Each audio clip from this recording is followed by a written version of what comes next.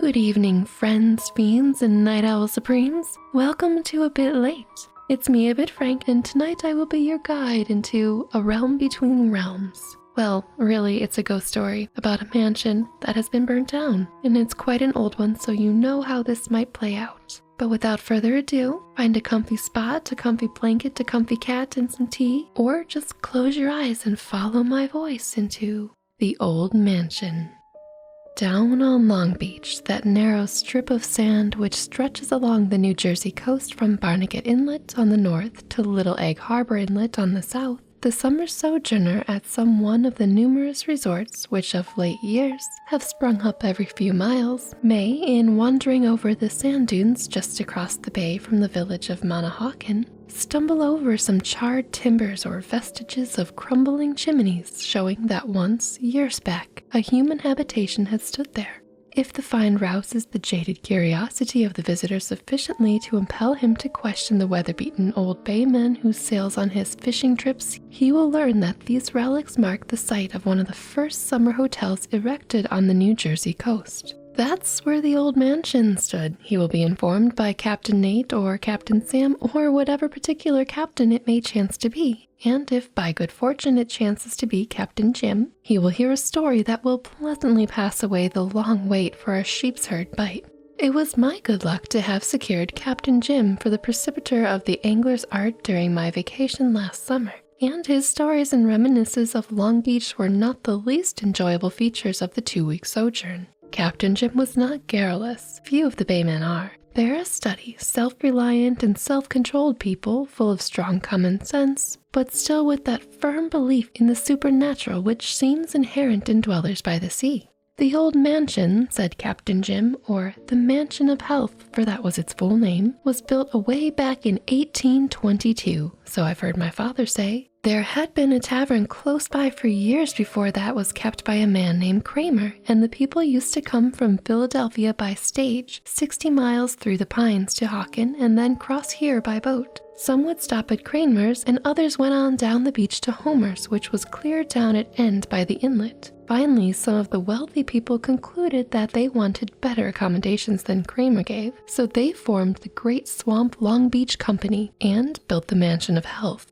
I've heard that when it was built, it was the biggest hotel on the coast and was considered a wonder. It was 120 feet long, 3 stories high, and had a porch running all the way around it, with a balcony on top. It was certainly a big thing for those days. I've heard Father tell many a time of the stage loads of gay people that used to come rattling into Hawken, each stage drawn by 4 horses, and sometimes 4 or 5 of them in a day in the summer. A good many people, too, used to come in their own carriages and leave them over on the mainland until they were ready to go home. These were gay times at the old mansion then, and it made good times for the people along the shore, too. How long did the old mansion flourish, Captain? I asked. Well, for 25 or 30 years, people came there summer after summer. Then they built a railroad to Cape May and, with the ghosts, settled the Mansion of Health.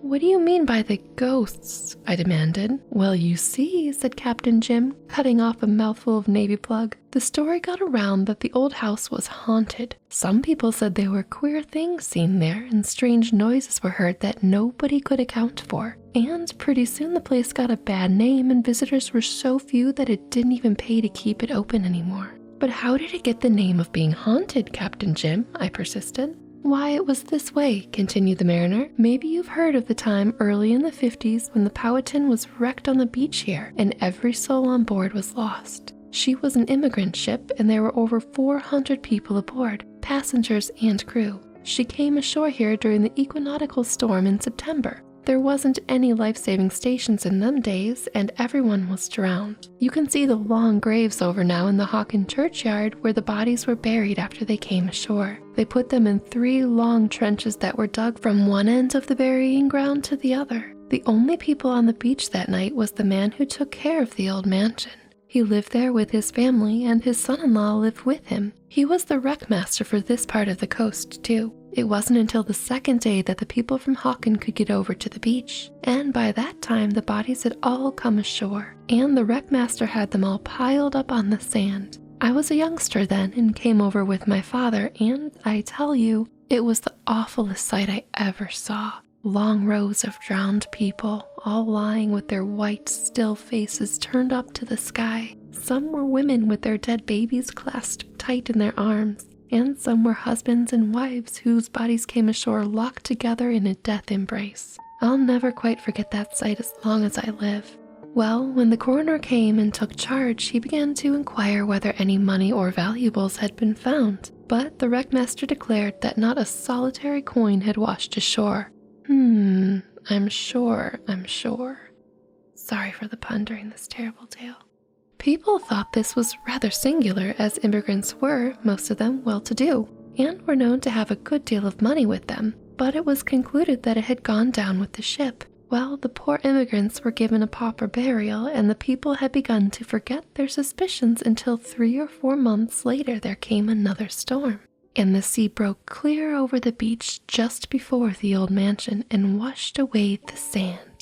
Never steal from dead people. They walked across on the hard bottom where the sea had washed across, and when about halfway from the bay, one of the men saw something curious up close against the stump of an old cedar tree. He called the other man's attention to it, and they went over to the stump. What they found was a pile of leather money belts that would have filled a wheelbarrow. Every one was cut open and empty. They had been buried in the sand close by the old stump, and the sea had washed away the covering. The men didn't go any further. They carried the belts to their boats and sailed back to Hocken as fast as the wind would take them. Of course, it made a big sensation, and everyone was satisfied that the wreckmaster had robbed the bodies, if he hadn't done anything worse. But there was no way to prove it, and so nothing was done. The wreckmaster didn't stay around here long after that, though. The people made it too hot for him, and he and his family went away south.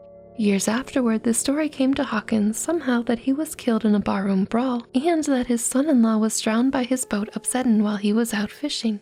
I don't furnish any affidavits with that part of the story, though.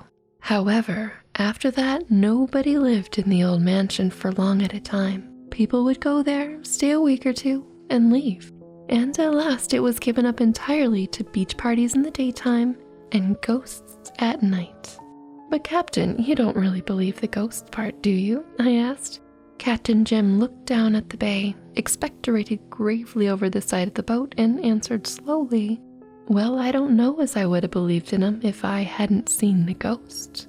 "What?" I exclaimed. "You saw it? Tell me about it. I've always wanted to see a ghost, or the next best thing, a man who has seen one." "It was one August about 1861, said the captain. "I was a young feller then, and with half a dozen more was over on the beach cutting salt hay. We didn't go home at nights, but did our own cooking in the old mansion kitchen, and at night slept on piles of hay upstairs. We were a reckless lot of scamps, and reckoned no ghost could scare us. There was a big full moon that night, and it was as light as day. The musketeers was pretty bad too, and it was easier to stay awake than to go to sleep.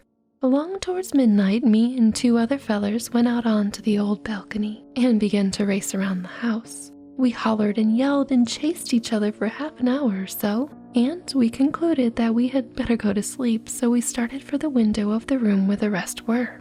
This window was near one end of the ocean side, and as I came round the corner, I stopped as if I had been shot, and my hair raised straight up on the top of my head. Right there in front of the window stood a woman looking out over the sea, and in her arms she held a little child. I saw her plain as I see you now. It seemed to me like an hour she stood there, but I don't suppose it was a second. Then she was gone. When I could move, I looked around for the other boys, and they were standing there, paralyzed. They had seen the woman too. We didn't say much, and we didn't sleep much that night. And the next night we bunked out on the beach. The rest of the crowd made all manner of fun at us, but we had all the ghost we wanted, and I never set foot inside the old house after that."